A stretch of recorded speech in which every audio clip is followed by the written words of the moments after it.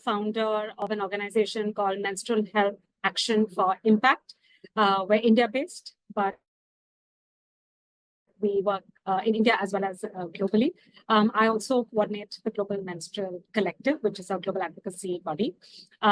Just a little bit about MHAi, Menstrual Health Action for Impact. We are an ecosystem enabler for menstrual health, and we work to support and encourage the ecosystem to use the menstrual health lens to further action on women's health and well-being.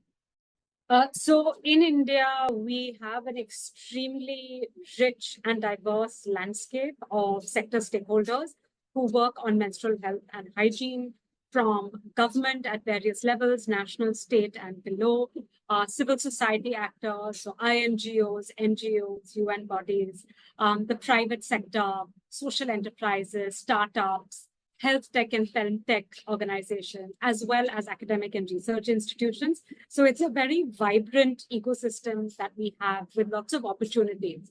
Now, looking at this vibrant ecosystem, MHAi plays that role of being an ecosystem enabler, which means that we do a few things. One is we provide platforms or opportunities for these different stakeholders to come together, to exchange insights, to exchange ideas, and also to figure out how we can build partnerships, collaborations, across stakeholders. Okay, great.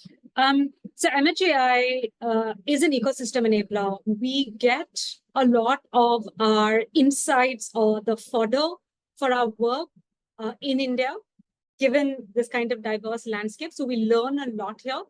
And we certainly see the applicability of what we are learning and doing here to other low and middle income country contexts.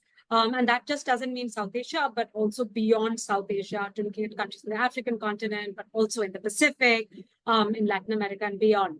And I think that's because some of our work that we're doing at MHAi is looking at things like bringing the market lens to menstrual health and understanding how we can reach more people with the various kinds of products, services, support that is required for menstrual health.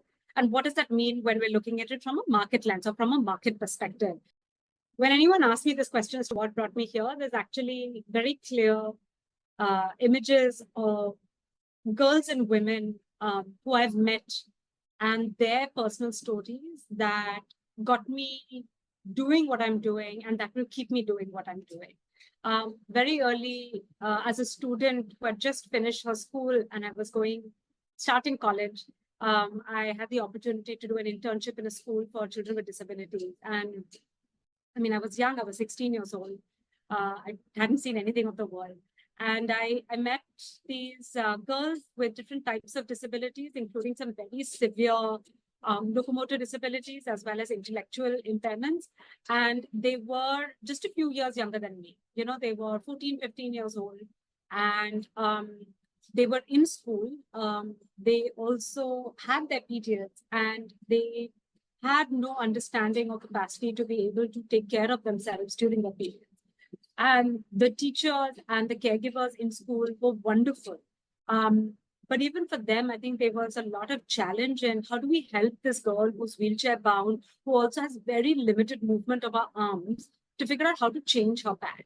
You know, things simple as like that. Or a girl who had cerebral palsy and could not understand what was happening to her body, but was in very significant discomfort when she started her period, also happened, in school. And again, there was just a lack of understanding of how do we help this child, although there was a real genuine desire to do so. And that got me thinking that these girls are just a couple of years younger than me. And here I am, I have access to everything that I need, or what I thought I needed at that time. And I'm interacting with these girls who are not able to, who are not able to have a healthy period, and who are not able to get the support despite having a support structure. That dignity in the context of the menstrual cycle, menstrual health, and menstruation would be that every person who menstruates, for me, must have access to correct and comprehensive information that is age appropriate, that's also delivered to them in a timely manner.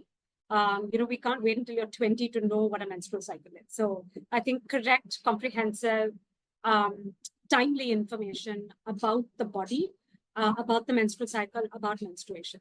And this body literacy is really a very, very foundational if you want to move towards other aspects of bodily autonomy, issues of choice. So first is body literacy is critical. Second, given what we're seeing in terms of the kind of interventions and policy directions in many low-income countries, I think informed choice with regards to products and healthcare services is really critical. We should figure out, and I know that this is extremely challenging in many, many contexts, including in several contexts in India. But how can we present a basket of menstrual products, for example, to girls and women and others who menstruate, and enable them to choose the product or products that work best for them, given their own physical bodily needs, given their lived realities and the context that they're negotiating every day, their willingness to pay, as well as other considerations that may be important to them.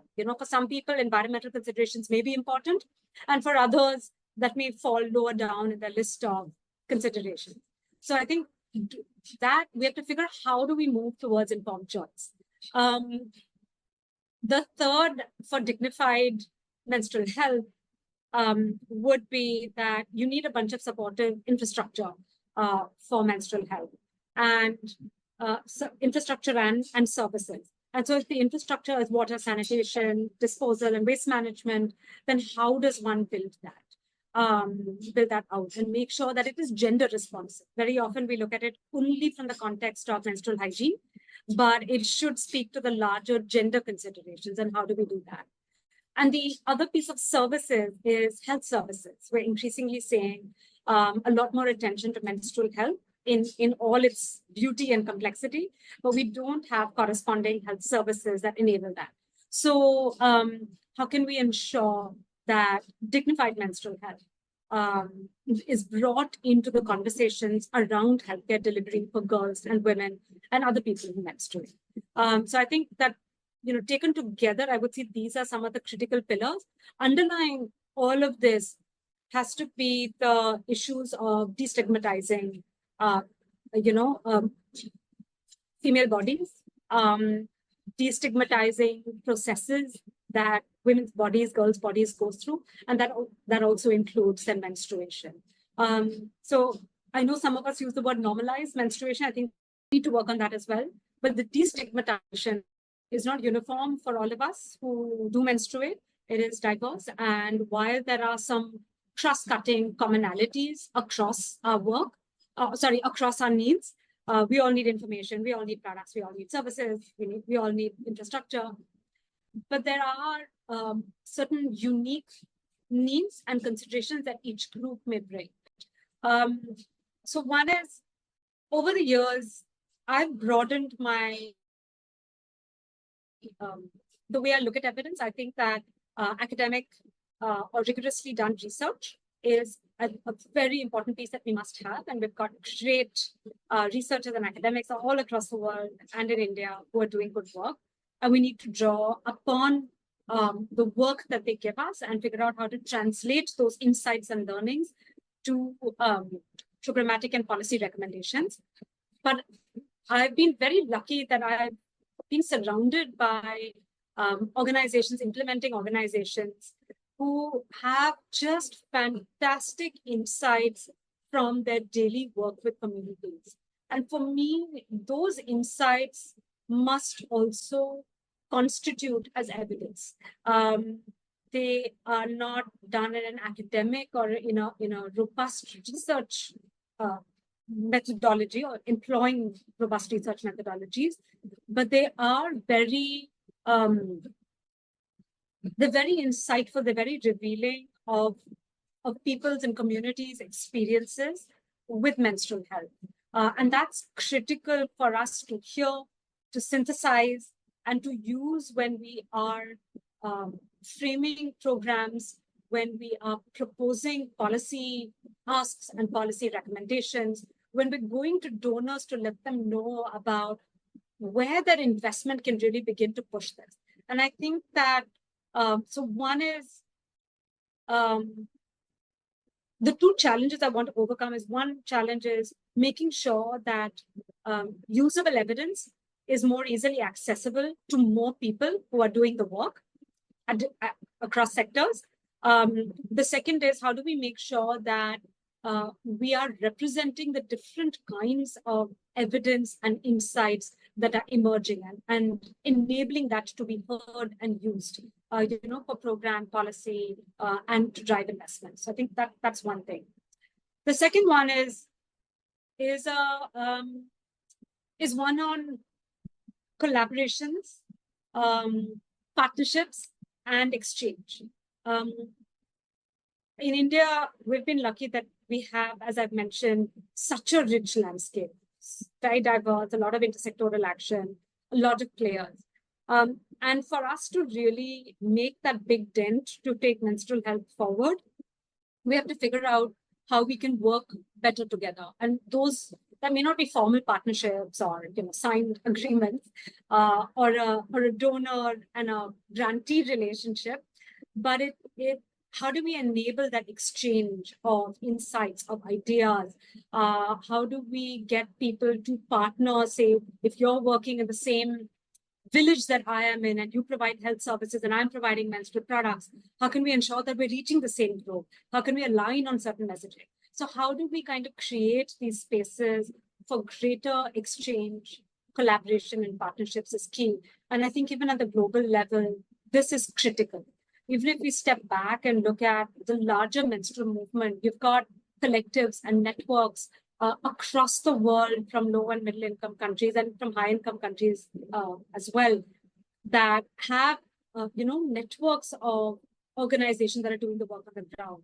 But how can we kind of come together to foster these exchanges? So I think there are efforts towards this, but I feel that we can do a lot more so that we can keep up this work.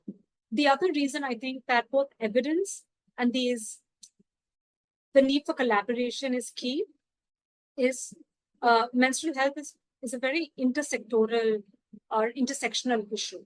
And for us to place menstrual health within other agendas, whether it's reproductive and sexual health and rights, education of girls, gender-based violence, child marriage, gender equality initiatives, women's livelihoods. These are also important agendas, and menstrual health does have a place within those agendas. And when, both evidence and collaboration and exchange are really needed if we want to promote the intersectional lens and intersectional action for menstrual health. And that's why I think I would place these two as, challenges. And on the flip side, tremendous opportunities for us in the sector or in the community.